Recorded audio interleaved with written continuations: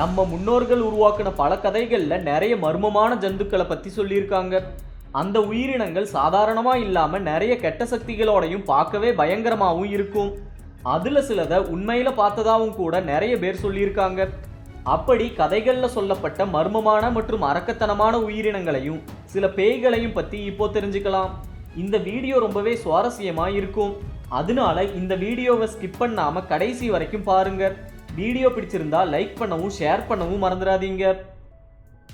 பேன்ஷி இயற்கையோட ஆத்மா அல்லது கிறிஸ்தவத்துக்கு முன்னாடி வணங்கப்பட்ட தெய்வமா சொல்லப்படுற ஒரு சக்தி தான் பேன்ஷி.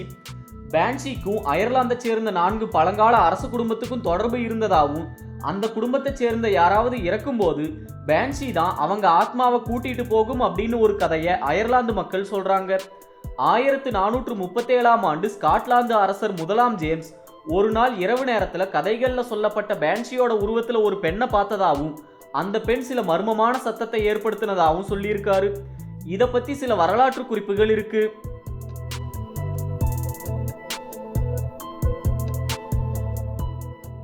இந்த சத்தத்தை பத்தி அயர்லாந்து, ஸ்காட்லாந்து, இங்கிலாந்துன்னு பல நாடுகள்ல நிறைய கதைகள் இருக்கு. அந்த கதைகள்ல உள்ள பொதுவான கருத்து என்னன்னா, பேன்ஷியோட சத்தம் பலவிதமா இருக்கும். சில நேரங்கள்ல அந்த சத்தம் மென்மையாகவும் மனதுக்கு அமைதியை தரக்கூடியதாகவும் இருக்குமா. இன்னும் சில நேரங்கள்ல ரொம்ப கொடூரமாகவும் பயத்தை உண்டாக்குறதாகவும் இருக்குமா. பாண்டியனாக் மலேசியா மற்றும் இந்தோனேஷிய கிராமங்கள்ல இருக்கதா சொல்லப்படுற ஒரு பேய் தான் பாண்டியனாக். கிராமவாசிகள் சொல்ற கதைகள் படி பாண்டியனாக் ஒரு சாதாரண பெண்ணோட ஆவி. அந்த பெண்மணி குழந்தைய பிரசவிக்கும் போது இறந்து போய் ஆவியா மாறி இருக்காங்க. பாண்டியனாக் இரவு நேரத்துல மட்டும்தான் தன்னோட கெட்ட வேலையை காட்டும். பகல் நேரத்துல வாழை மரத்துக்குள்ள மறைஞ்சிருக்கும். பாண்டியனாக் தான் வாழாத இந்த உலகத்துல மற்றவங்களும் வாழக்கூடாதுன்னு நினைக்குமா. அதனால அந்த ஆவி காய வைக்கிற துணியை மோப்பம் பிடிச்சி அதை வச்சு அந்த துணியை யார் போட்டிருக்காங்களோ அவங்கள இரவு நேரத்துல தன்னோட கூர்மையான நகத்தால வயித்தை கிழிச்சு கொள்ளுமாம்.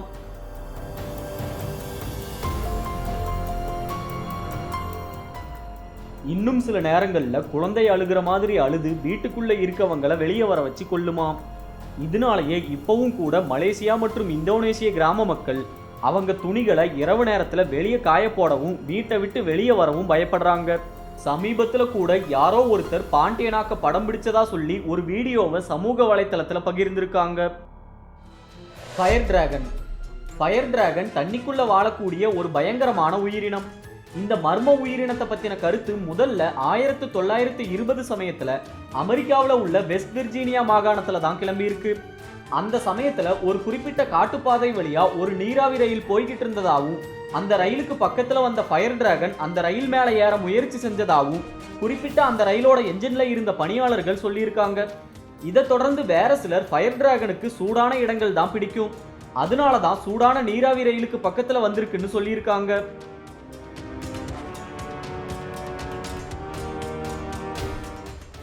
கதைகள்ல சொல்லப்பட்ட தகவல் படி ஃபயர் டிராகன் சுமார் 500 கிலோ எடையும் 12 அடி நீளமும் உள்ள பெரிய உயிரினம். சமீபத்துல பப் அப்படிங்கிறவர் தான் காட்டுக்குள்ள சின்னதா நெருப்ப கொளுத்துனப்போ அந்த நெருப்பை தேடி ஃபயர் டிராகன் வந்ததா சொல்லியிருக்காரு. இது போக ஃபயர் டிராகன் இருக்கிறது உண்மைன்னு சொல்லி ஒரு வீடியோவையும் வெளியிட்டிருக்காரு. அந்த வீடியோ உண்மையா இருக்க 50%, போலியா இருக்க 50% வாய்ப்பு இருக்கு. ஃபீனிக்ஸ்.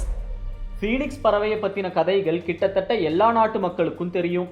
விடாமுயற்சிக்கான ஒரு எடுத்துக்காட்டா முன்னாடி இருந்து இப்போ வரைக்கும் ஃபீனிக்ஸ் பறவையை தான் நிறைய பேர் சொல்றாங்க.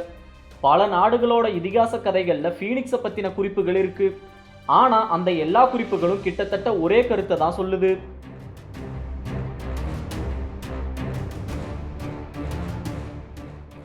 அது என்னன்னா, ஃபீனிக்ஸ் பறவை தனக்கு மரணம் வரப்போகுதுன்னு முன்கூட்டியே தெரிஞ்சுக்கிட்டு தானா இறந்து போறதுக்கு முன்னாடி நறுமணமுள்ள மரத்துண்டுகளை எரிச்சு அந்த நெருப்புல விழுந்து எரிஞ்சு சாம்பலாயிடும். மறுபடியும் அந்த சாம்பல் ஃபீனிக்ஸ் பறவையா பிறந்து தொடர்ந்து வாழ ஆரம்பிக்கும். இப்படி 500 ஆண்டுகளுக்கு ஒரு முறை நடக்குமா. இது கற்பனை கதையா இருந்தாலும் நிறைய பேருக்கு விடாமுயற்சிக்கும் மரணத்தையே தோற்கடிக்கவும் ஒரு நல்ல உதாரணமா இருந்து வருது. வேர்வுல்ஃப். ஐரோப்பிய நாடுகள்ல உள்ள பல இதிகாசங்கள்ல சொல்லப்பட்ட ஒரு மர்ம மனிதன் அல்லது மர்ம ஓனாய் தான் வேர்வுல்ஃப் அப்படிங்கிற ஓனாய் மனிதன். சாதாரண மனிதர்கள் சாபத்தாலேயோ இல்லனா மற்ற வேர்வுல்ஃப் கடிச்சாலோ ஓனாய் மனிதனா மாறுவாங்களாம். இந்த ஓனாய் மனிதர்கள் பகல் நேரத்துல சாதாரண மனிதர்களாகவும் இரவுல ஓனாயோட பண்புகளோடையும் பௌர்ணமி இரவுல மட்டும் முழு ஓனாயாவும் மாறி இருப்பாங்க.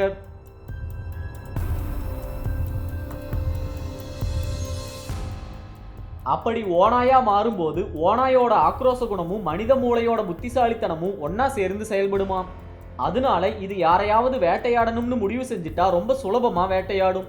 அதுகிட்ட இருந்து யாராலையும் அவ்வளவு சீக்கிரமா தப்பிக்க முடியாது. வேர்வுல்ஃப் அல்லது ஓநாய் மனிதனோட தொடக்கம் ஐரோப்பிய நாடுகளா இருந்தாலும் இப்போ வேர்வுல்ஃபை பத்தின கதைகள் மற்ற நாடுகள்லையும் சொல்லப்படுது. நோம்ஸ். நோம் அப்படிங்கிறது ஸ்காண்டினேவியாவில் சொல்லப்படுற பழைய கதைகளில் உள்ள குள்ள மனிதர்கள். பொதுவாகவே குள்ள மனிதர்களை பற்றின கதைகள் உலகம் முழுக்க இருக்கு. ஆனால் நோம் இனத்தை சேர்ந்த குள்ள மனிதர்களை பற்றின கதைகள் தான் மற்ற கதைகளை விட ரொம்பவே பிரபலமாக இருந்து வருது. அந்த கதைகள் படி நோம்ல நிறைய வகை இருக்கு. இது பொதுவாக காட்டில் வாழக்கூடிய ஃபாரஸ்ட் நோம், சின்ன சின்ன தோட்டங்களில் வாழக்கூடிய கார்டன் நோம், வீட்டுக்குள்ள மறைஞ்சு வாழக்கூடிய ஹவுஸ் நோம் அப்படின்னு வகைப்படுத்தப்பட்டிருக்கு.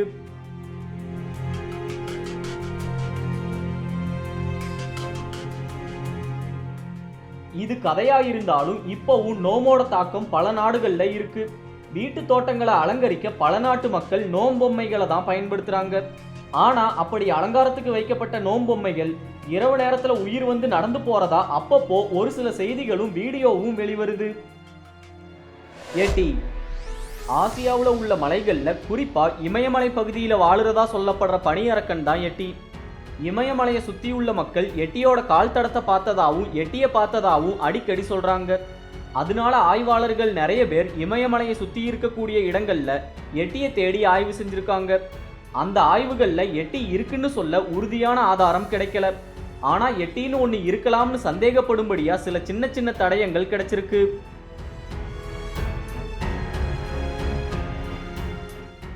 இருந்தாலும் உள்ளூர் மக்கள் எட்டி இருக்கிறது உண்மை அப்படின்னும் எட்டி ரொம்ப பயங்கரமா வெள்ளை நிறத்துல சுமார் 200 கிலோ எடை மற்றும் 6 இருந்து 8 அடி உயரம் கொண்டதா இருக்கும் அப்படின்னு சொல்றாங்க.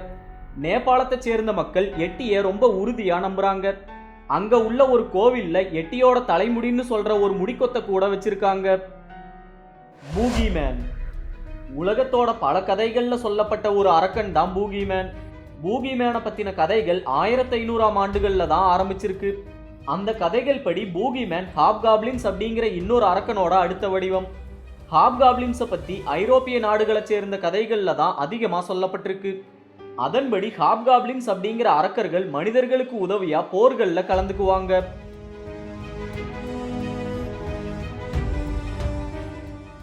ஆனா பூகிமேன் அப்படி இல்லை. பூகிமேன் பெரும்பாலும் தனியா தான் இருக்கும். மனிதர்களை அதுவா வந்து எந்த தொந்தரவும் செய்யாது. ஒருவேளை மனிதர்கள் யாராவது பூகிமேனை தொந்தரவு செஞ்சா பூகிமேன் தன்னோட முகத்தை பயங்கரமா மாத்தி மனிதர்களை பயமுறுத்தியே கொலை செய்யும் அப்படின்னு கதைகள்ல சொல்லப்பட்டிருக்கு. பெகசஸ். கிரேக்க இதிகாசங்கள்ல சொல்லப்பட்ட இறகுகள் உள்ள வானத்துல பறக்கக்கூடிய மரணமே இல்லாத குதிரை தான் பெகசஸ். இந்த குதிரை கிரேக்க கடவுள் பொசைடனுக்கும் மெடுசா அப்படிங்கிற அரக்கிக்கும் பிறந்ததா இதிகாசங்கள் சொல்லுது. இந்த பெகசஸை கிரேக்கத்துல வாழ்ந்த பெலரோஃபன் அப்படிங்கிற வீரமான மனிதன் கட்டுப்படுத்தி வாகனமா பயன்படுத்தினதாகவும் சில கருத்துக்கள் இதிகாசங்கள்ல இருக்கு. பெலரோஃபனுக்கு அப்புறமா வேற சிலர் கூட பெகசஸை கட்டுப்படுத்தி பயன்படுத்தி இருக்காங்க.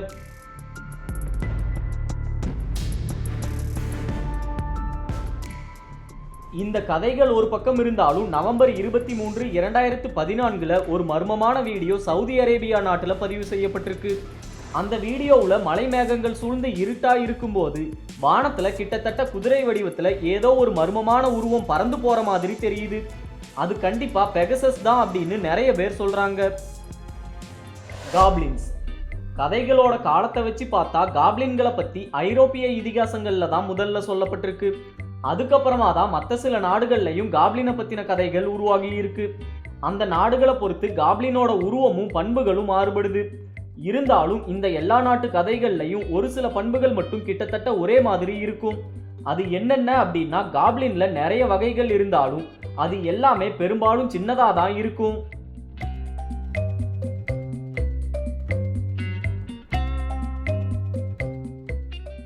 இதுங்க கிட்ட உள்ள 2 முக்கிய குணங்கள் என்னென்ன அப்படின்னா ஒன்னு பொறாமை, இன்னொன்னு தங்கத்து மேல அதிக பேராசை. இது போக சில காப்ளின்கள் கிட்ட மந்திர சக்திகள் கூட இருக்கும். அதனால அந்த குறிப்பிட்ட காப்ளின்களால நிறைய அற்புதங்களை செய்ய முடியும். காட்டுக்குள்ள கூட்டமா வாழக்கூடிய காப்ளின்கள் காட்டுக்குள்ள மனிதர்களை பார்த்தா அவங்கள சுத்தி வளைச்சி வழிப்பறி கூட செய்யுங்க. ஒரு சிலர் இந்த இதிகாச உயிரினங்களை நேர்ல பார்த்ததா கூட சொல்றாங்க. இதெல்லாம் உண்மையா இல்லையான்னு உங்க கருத்தை கமெண்ட் பண்ணுங்க.